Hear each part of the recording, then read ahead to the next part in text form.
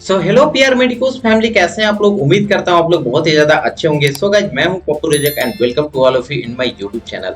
तो फ्रेंड्स, अगर आप भी इन फ्यूचर बीएससी नर्सिंग करना चाहते हैं, ठीक है, तो आप कंफ्यूज हो रहे कि बीएससी नर्सिंग क्या होता है, ठीक है, कितने सारे सब्जेक्ट्स होते हैं, ठीक है, इसका सिलेबस क्या होता है, बीएससी नर्सिंग में कौन कौन से सब्जेक्ट्स पढ़ाए जाते हैं, ठीक है, यानी कि कौन कौन से विषय पढ़ाए जाते हैं। तो इस वीडियो में मैं जो है इसी के ऊपर बात करने वाला हूँ, यानी कि बीएससी नर्सिंग में कितने सारे सब्जेक्ट्स होते हैं, उसमें क्या क्या पढ़ना होता है, ठीक है। तो इसी के ऊपर ये वीडियो होने वाला है, तो इस वीडियो को प्लीज एंड तक देखना। इस वीडियो को आपको एंड तक देखने से क्लियर हो जाएगा कि बीएससी नर्सिंग में टोटल कितने सब्जेक्ट्स होते हैं और कौन कौन से सब्जेक्ट्स पढ़ाए जाते हैं, ठीक है। तो वीडियो को प्लीज अच्छे से ध्यान से देखना, ठीक है। इसमें मैं आपको यहाँ पे निकाल के लाया हूँ बीएससी नर्सिंग का सिलेबस, ठीक है, यानी कि जो आपका इंडियन नर्सिंग काउंसिल है, ठीक है, यानी कि आईएनसी जो होता है, आईएनसी का जो सिलेबस है वो इसमें आपको निकाल के लाया हूँ, ठीक है। और मैं आपको बताने वाला हूँ कि कौन कौन से सब्जेक्ट्स पढ़ने पड़ते हैं, ठीक है। तो ये टोटल 8 सेमेस्टर में होता है, ठीक है, सेमेस्टर 1 टू सेमेस्टर 8, ठीक है। पहले ईयर वाइज होता था, बट अब सेमेस्टर वाइज हो गया, ठीक है। 1 2 साल 3 साल से ऐसा हो गया, ठीक है। और ये लगभग ऑल इंडिया में ये चीज लागू हो गया है। इसमें आपको जो है सो कुछ कोर सब्जेक्ट्स होते हैं, कुछ फंडामेंटल कोर्स होते हैं और कुछ इलेक्टिव कोर्स होते हैं, ठीक है। फंडामेंटल कोर्स यानी कि आपका जैसे बेसिक कोर्स, ठीक है, जिसको एकदम सीखना जरूरी है, ठीक है। एक मतलब बेस होता है ना, बेस को बनाने के लिए जो चीज किया जाता है, तो वो चीज। तो फंडामेंटल कोर्स में आपका जो है वो होता है कि आपका जैसे एनाटॉमी एंड फिजियोलॉजी, ठीक है, तो ये फंडामेंटल कोर्स में होता है, ठीक है। कोर कोर्सेज जो सबसे मेन कोर्स होते हैं, ठीक है, मतलब नर्सिंग का सबसे मेन कोर्स, ठीक है। ये आगे मैं सारा चीज डिस्कस करूंगा, जैसे आपका नर्सिंग फाउंडेशन, ठीक है, सीएचएन हो गया, एडल्ट हेल्थ नर्सिंग, सारा चीज आपको डिस्कस करूंगा, ठीक है। उसके बाद इलेक्टिव कोर्सेस यानी कि ऑप्शनल, ठीक है, आप नहीं भी करेंगे तो चल जाएगा, ठीक है, इतना ज्यादा जरूरी नहीं होता है, ठीक है। आप देखते हैं कि कौन कौन से सब्जेक्ट होते हैं। फर्स्ट ईयर में आपको पढ़ना पड़ता है जनरल साइंस, ठीक है, जनरल साइंस हो गया, ठीक है। इसमें फिजिक्स केमिस्ट्री और बायोलॉजी जो आप 11th 12th में थोड़ा बहुत पढ़े थे उसका ओवरव्यू, ठीक है, ये आपका इलेक्टिव कोर्स है, ये मतलब इतना जरूरी नहीं होता है। उसके बाद आपका जो होता है कम्युनिकेटिव इंग्लिश होता है, ठीक है। उसके बाद फिर आपको पढ़ना पड़ता है अप्लाइड एनाटॉमी एंड फिजियोलॉजी, ठीक है, अप्लाइड एनाटॉमी एंड फिजियोलॉजी। उसके बाद आपको पढ़ना पड़ता है सोशियोलॉजी और साइकोलॉजी, ठीक है। सोशियोलॉजी यानी कि सोसाइटी के बारे में हम लोग स्टडी करते हैं। साइकोलॉजी यानी कि हम लोग ह्यूमन बिहेवियर, ह्यूमन माइंड, ठीक है, ह्यूमन सोल, ठीक है, ये सारा चीज का स्टडी करते हैं, ठीक है। एनाटॉमी एंड फिजियोलॉजी में क्या करते हैं वो तो आप पहले से भी जानते होंगे। एनाटॉमी यानी कि बॉडी का पूरा स्ट्रक्चर के बारे में हम लोग पढ़ते हैं, बोन, ठीक है, और मसल्स, टिश्यू, ठीक है, सेल क्या होता है। उसके बाद फिर हमारा जितना सारा भी बॉडी में जितने सारे भी पार्ट्स हैं, ऑर्गन, लोकेशन, पोजीशन, सारा चीज पूरा बॉडी के बारे में पूरा निचोड़ देते हैं इसमें, ठीक है। फिजियोलॉजी में क्या पढ़ते हैं, जितने सारे भी, जैसे किडनी है तो किडनी काम कैसे करता है, हार्ट है तो हार्ट कैसे काम करता है, बेसिकली फंक्शन का बात करते हैं फिजियोलॉजी में, ठीक है, क्लियर है। उसके बाद हम देखते हैं बायोकेमिस्ट्री, ठीक है, बायोकेमिस्ट्री यानी कि बायोलॉजी और केमिस्ट्री, ठीक है, हमारा बॉडी में जितने सारे भी बायोलॉजिकल फंक्शन है उसको केमिस्ट्री से कैसे, मतलब क्या क्या लिंक होता है, ठीक है। कार्बोहाइड्रेट का मॉलिक्यूलर सारा मतलब डायग्राम, ठीक है, मतलब हर एक चीज का मॉलिक्यूलर वे में स्टडी करते हैं, ठीक है। और ये मॉलिक्यूलर एंड केमिकल जो है बॉडी का जितना सारा भी चीज होता है उसके बारे में हम लोग जानते हैं। उसके बाद फिर हम लोग पढ़ते हैं अप्लाइड न्यूट्रिशन एंड डाइटिक्स। इसमें हम लोग न्यूट्रिशन के बारे में जानते हैं कि किसी को कैसा न्यूट्रिशन देना चाहिए, कौन सा न्यूट्रिशन में क्या मिलता है, ठीक है, protein, carbohydrate, mineral, vitamin, fibre, roughage, water, ये सारा चीज के बारे में पढ़ते हैं, ठीक है। हमारा बॉडी में कितना न्यूट्रिएंट्स होता है, ठीक है, पेशेंट को कैसे न्यूट्रिएंट प्रोवाइड करना होता है, ये सारा चीज हम लोग को देखना होता है, ठीक है।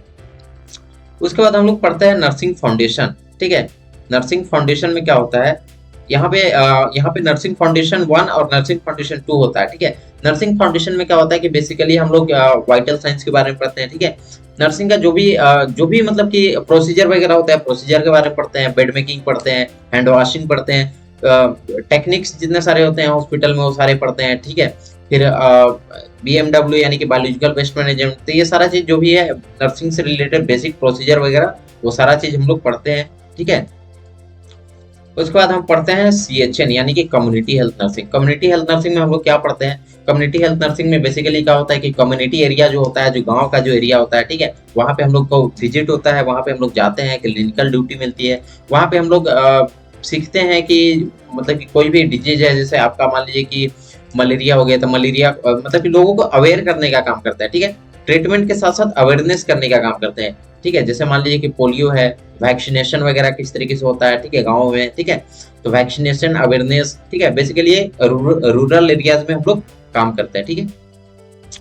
उसके बाद फिर हम क्या करते हैं, उसके बाद हम क्या पढ़ते हैं, उसके बाद हम पढ़ते हैं माइक्रोबायोलॉजी। माइक्रोबायोलॉजी में क्या भाई, जितने भी माइक्रोबियल डिजीज है, ठीक है, वायरल इन्फेक्शन, बैक्टीरियल इन्फेक्शन, ठीक है, तो ये सारा जितना भी इन्फेक्शन होता है, फिर जितना भी बैक्टीरिया वायरस क्लासिफिकेशन, ये सारा चीज पढ़ते हैं, ठीक है।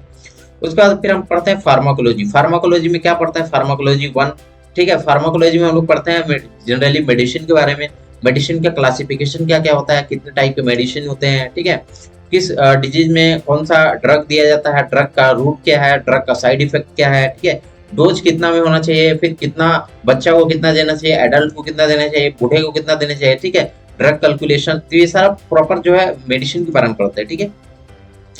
उसके बाद हम पढ़ते हैं पैथोलॉजी, ठीक है। पैथोलॉजी में क्या होता है, पैथोलॉजी में बेसिकली क्या होता है कि कोई भी जैसे जैसे कोई भी माइक्रोबियल डिजीज है, ठीक है, जैसे मान लीजिए कि ट्यूबरकुलोसिस है, तो ट्यूबरकुलोसिस का जो बैक्टीरिया होता है, ठीक है, वो किस तरीके का होता है, ठीक है, माइकोबैक्टीरियम ट्यूबरकुलोसिस को हम लोग माइक्रोस्कोपिक लेवल पे स्टडी करते हैं, माइक्रोस्कोप में देखते हैं, ठीक है, उसका स्ट्रक्चर, फंक्शन, ये सारा चीज देखते हैं, और इससे क्या होता है कि हम लोग बहुत सारा डिजीज को डायग्नोस करते हैं, ठीक है, क्लियर है। उसके बाद हम पढ़ते हैं एडल्ट हेल्थ नर्सिंग, यानी कि medical surgical nursing. Adult health nursing या फिर एमएसएन में हम लोग पढ़ते हैं बेसिकली एडल्ट, यानी कि जो भी एडल्ट पेशेंट है, ठीक है, यानी कि जो यंग या फिर एडल्ट पेशेंट है, उनको कौन सी बीमारी होती है, ठीक है, उनको कैसे ट्रीटमेंट करना है, नर्सिंग इंटरवेंशन कैसे करना होता है, प्लानिंग कैसे करना होता है, ठीक है, और इसमें बहुत सारा डिजीज और उनके कंडीशंस, उनके ट्रीटमेंट वगैरह के बारे में हम लोग पढ़ते हैं, ठीक है।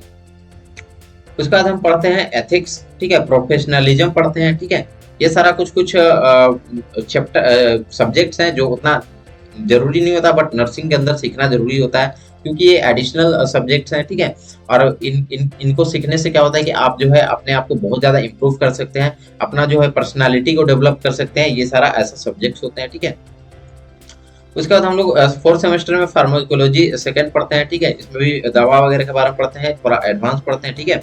फिर पैथोलॉजी सेकंड पढ़ते हैं, फिर जेनेटिक्स पढ़ते हैं। जेनेटिक्स में क्या होता है बेसिकली जितने भी इनहेरिटेड वाला डिजीज होता है, ठीक है, जैसे मान लीजिए कि आपका, जैसे एग्जांपल के लिए मान लीजिए कि आपका जैसे कुछ वैसा बीमारी जो मतलब कि पेरेंट्स से ऑफ स्प्रिंग मिल जाता है, ठीक है, जैसे मान लीजिए कि मोनोजोमी 21 या कुछ करके एक होता है, ठीक है, तो ये सारा डिजीज हम लोग पढ़ते हैं, ठीक है, और बहुत सारा जेनेटिक्स में भी बहुत सारा चीज पढ़ते हैं, ठीक है, तो इसमें आप आगे जब आप पढ़ाई करेंगे तो आप समझ जाएंगे, ठीक है। उसके बाद फिर से एडल्ट हेल्थ नर्सिंग आ जाता है, उसके बाद आप पढ़ते हैं एजुकेशनल टेक्नोलॉजी या फिर नर्सिंग एजुकेशन, ठीक है। उसके बाद आप क्या पढ़ते हैं, उसके बाद आप child health nursing. Child health nursing में क्या पढ़ते हैं बेसिकली जो भी न्यूनेट्स यानी कि बच्चा लोग जो होता है, ठीक है, 2 साल 3 साल से नीचे या फिर 5 साल से नीचे का जितना भी बच्चा लोग होता है, उनको क्या क्या बीमारी होता है, ठीक है, उनको कैसे केयर करना होता है, ठीक है, उनको उनका डेवलपमेंट कैसा होता है, ठीक है, उनका कौन कौन सा फेज में कौन कौन सा प्रोसेस होता है, तो सारा चीज हम लोग पढ़ते हैं इसमें, ठीक है, बेसिकली बच्चा के बारे में पढ़ते हैं। उसके बाद हम पढ़ते हैं मेंटल हेल्थ नर्सिंग।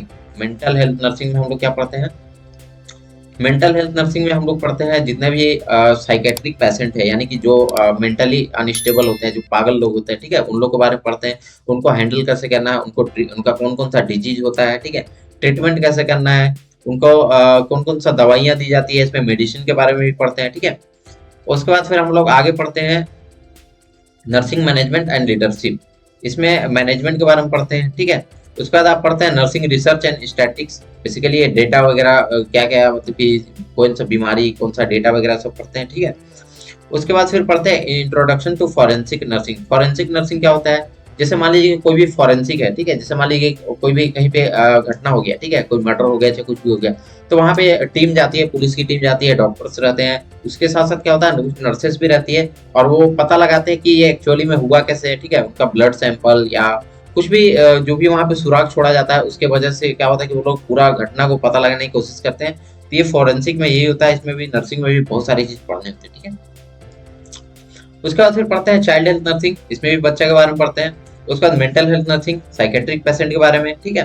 फिर कम्युनिटी हेल्थ नर्सिंग 1। उसके बाद फिर मिडवाइफरी, ऑब्स्टेट्रिक एंड गायनेकोलॉजी, ठीक है, ये भी अपने आप में इम्पोर्टेंट है। इसमें बेसिकली जितने भी गायनेकोलॉजी यानी कि जितने भी फीमेल लोग के अंदर जो भी डिजीज होता है, जैसे मान लीजिए सीओ सॉरी जैसे मान लीजिए कि पीसीओडी होती है, ठीक है।